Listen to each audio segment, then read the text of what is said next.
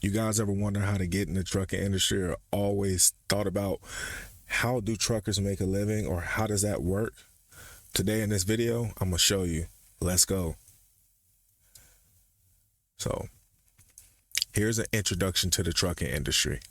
Welcome to my guide. I made this guide specifically for everyone who wants to know more about how does the trucking industry work and how to make money in the trucking industry. So this is a guide to make money in the trucking industry. This presentation will provide you guys essential information and strategies to maximize profit, whether you're a driver, owner, operator, or just looking to start a fleet. So guys, let's jump right in it. Why the trucking industry? 72% of all U.S. freight is transported by trucks. Yes, you have trains, you got planes, and you got other different forms of logistics, but 72% of all freight comes on trucks. I mean, everything in your house, 72% of it down the line is come on a truck, bro. Higher earning potential. Potential earnings when in the trucking operation is efficient. Various opportunities available for drivers, operators, and fleet owners. Owner operators is really a good step up from being a company driver, but it's different steps. In this guide, I'm going to break it down for you guys, so don't even worry about it. Different ways to make money. Company driver, owner operator, and fleet owner. Company drivers, they enjoy stability and pay benefits. Not everybody can be an owner operator. Definitely not everybody can be a fleet owner. This is levels to this game, bro, in the trucking industry. So owner operators, it offers more freedom and a higher earning potentials. As they say, fleet owners provide scalability for long-term wealth accumulation. Yes, the fleet owners, those are guys who got 10, 15, 20, 30, 100, 200 trucks. Think of your basic, CRST, US Express. All those are fleet owners. So you can be a smaller fleet owner too, but we're going to get into it and break it all down for you guys in here. So steps to becoming an owner operator, which you got to have your CDL, MCDOT numbers, and all this and that, and get commercial insurance. Guys, that is called getting your authority and being an owner operator. You don't want to do that. You want to lease on to a company as an owner operator, meaning that you're using their insurance, you're using their system, you're using all the things and benefits to partnering with a company instead of doing it this way, unless you're planning on scaling. If you're planning on scaling, yes, I do approve of getting your MC and DOT number to become and get your own authority. But this is the beginning. New versus used trucks. New trucks, higher costs, but fewer repairs. I've seen the opposite happen with guys too, where they had a new truck and the truck broke down still. So used trucks, lower upfront costs, but may incur maintenance expenses. Guys, if you got a new truck, you're still going to have maintenance expenses just as an older truck too. Focus on fuel efficiency and reliability for profitability. Yes, you want to have reliable income. If you don't, you're going to be down bad. You're going to regret that. Finding profitable loads. Utilize load boards like the DAT and truckstop.com. Build relationships with brokers and shippers for better opportunities.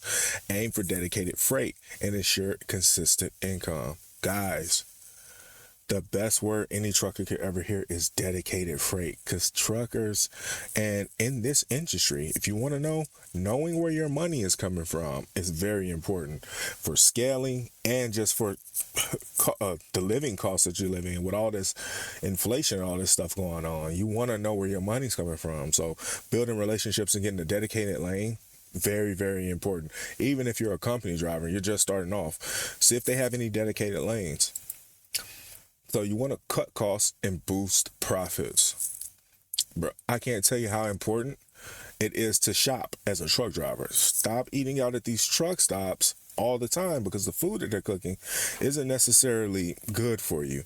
A lot of these truckers out here end up with diabetes and all these health problems because they're eating all this fast food that they're shoving in your face at these truck stops. So you can reduce fuel costs through efficient routing and fuel cars. Regular truck maintenance and essential to avoid breakdowns, minimize unnecessary expenses to enhance the profit margins. Just like I was saying about eating food that you cook, shopping. Not always. I can't tell you how much money I've saved just by buying from Walmart and stocking groceries and cooking on the truck. It's fun, and it also saves you money, and it keeps you healthy. So you want to understand that and use points at these truck stops. You can get points. Your company, or if you're an owner operator, the company is going to issue you a fuel card, usually, and you can get points from this. So those points can buy you things inside of the truck stop. Yes, you want to use this. Free points. FMCA regulations, guys. DOT. All these guys work together. Whenever you see this word right here, FMCA, just know something's gonna happen to your CDL. So stay compliant, guys. Maintain your accurate logbooks and comply with the ELD requirements.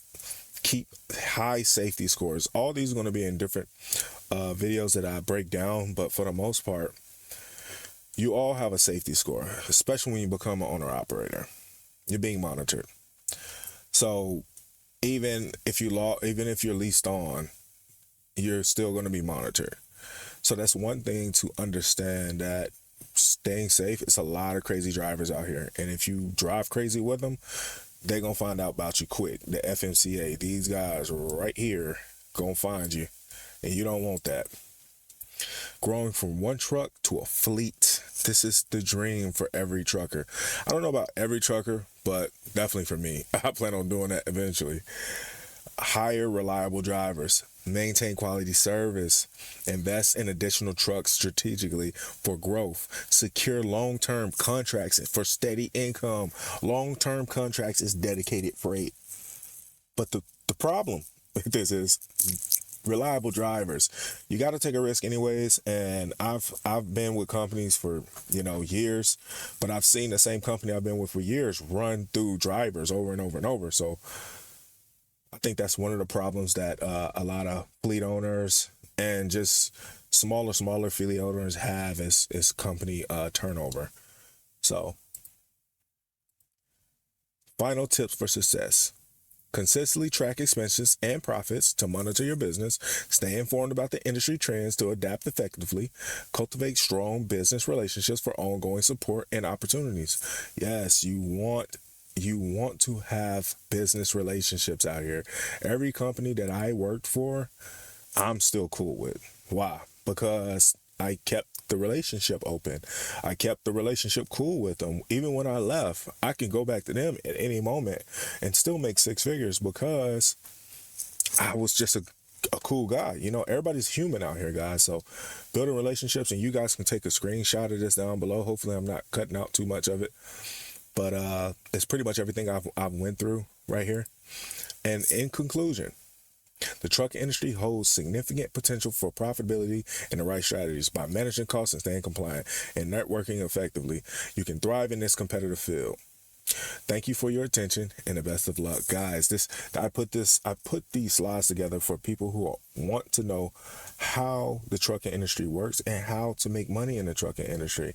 And we're going to jump into a video right quick just to really put the icing on the cake and let them explain it as we are reacting to this video.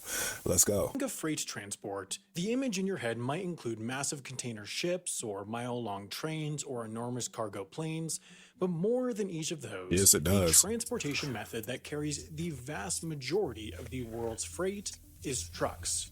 Yep. In most places, it's not even close. By value, they carry 73% of the U.S.'s domestic freight. Wow. It is truly trucks that connect the world more than anything else. Trucking fills a lot of roles, from just daily deliveries to urban households, all the way to cross-country treks bringing goods from manufacturer to consumer. Yep. It is that form, though, long-haul over-the-road trucking, that is most elusive. These trucks are visible on the highways of any country, but the infrastructure supporting this transportation system hides in plain sight. Yep. When on the road, long-haul truckers live and work in their trucks. Of This course, is their true. job is centered around sitting behind the wheel, but the section behind that is where they live. Drivers are only allowed to drive a certain number of hours at a time. In the US, it's 11, in Europe, it's 9, and in the rest of the world, it's something similar to those two. 9 and 11. Therefore, they need the facilities to live, rest, and recreate when off the road in those remaining hours of the day. Yes. Most trucks have a cab just large enough for a bed, TV, microwave, and a few other small appliances. They are typically intentionally minimalistic because there is a trade-off between the size and weight of the cab and how much freight can be hauled. That's It true. truly is a trade-off for the drivers mostly, as a big proportion of them in places like the US usually own their truck themselves and work for companies on a freelance basis.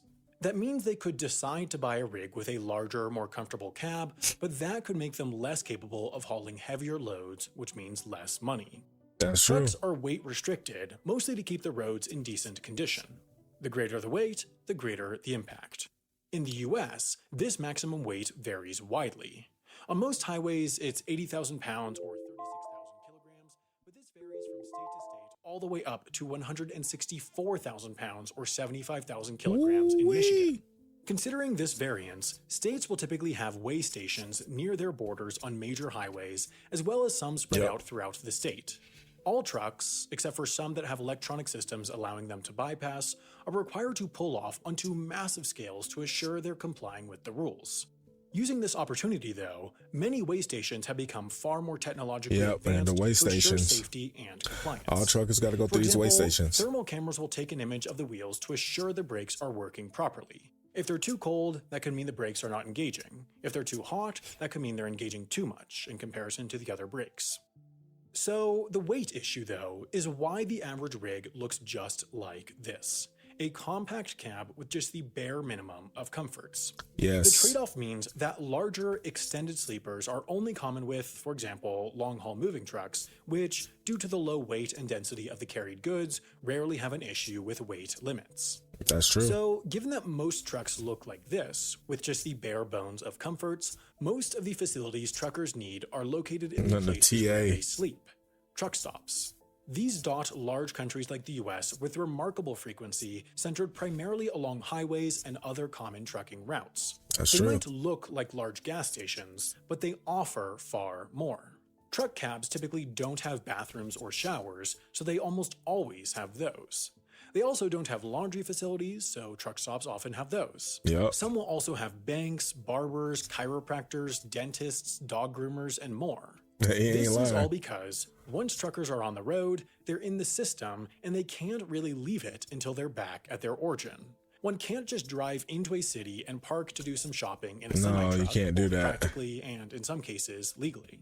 While truckers might travel more miles in a year than anyone else, the world for them, while on the job, is limited to the roads, truck stops, and few other facilities catering to them. That's That's true. why services like dentists at truck stops are far from novelties. Woo. They're crucial fixtures of a life on the road. We all Truck know we drivers need only make money when they're a moving. dentist out here. Overwhelmingly, they are paid per mile, meaning the time during which they are legally mandated to rest is unpaid.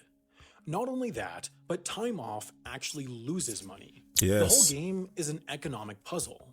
Trucks need power to run AC, heat, or electronics while stationary, all of which drivers typically need when they're stopped. That's true. Therefore, often, drivers leave their trucks idling overnight, which burns about 0.8 gallons or 3 liters of diesel per hour. Wow. At current prices, a 10-hour overnight stop would burn about $20 of diesel, which, multiplied by hundreds of nights per year per driver, is a significant cost and even greater environmental burden. In addition, Yes. this idling adds wear and tear to the engine and counts against a truck's warranty. Until recently, there really wasn't Nah, an that she got out that alternative truck the for wrong sleeping way. without AC or heat, But under increased pressure to improve its environmental footprint, the trucking industry has implemented innovations such as auxiliary power units, smaller, more efficient generators, electric plug-ins at truck stops, or even ducts installed to windows when stopped to provide climate control. This economic calculation extends beyond stops. It also deals with optimizing the miles covered while following the laws. True. In the US, the rule is that one can drive up to 11 hours over an overall period of 14 hours and then must rest for 10 hours. Assuming an average speed of 60 miles per hour, that means a truck can essentially travel 660 miles per day. Yep. Therefore, a cross-country trip from Los Angeles to New York would take about 4.5 days. Ooh, The drivers trying to go to New themselves are paid York. per mile, so all they want to do is maximize their speed during the 11 hours of daily driving time. The consumer, though, Yep. whoever's paying for the transport of the product in the back, cares about how fast it gets to them overall. Therefore, truckers have devised a system to move freight faster. Yep. The rules just say that drivers have to rest for 10 hours in their cab. It doesn't say that the trucks have to be stationary.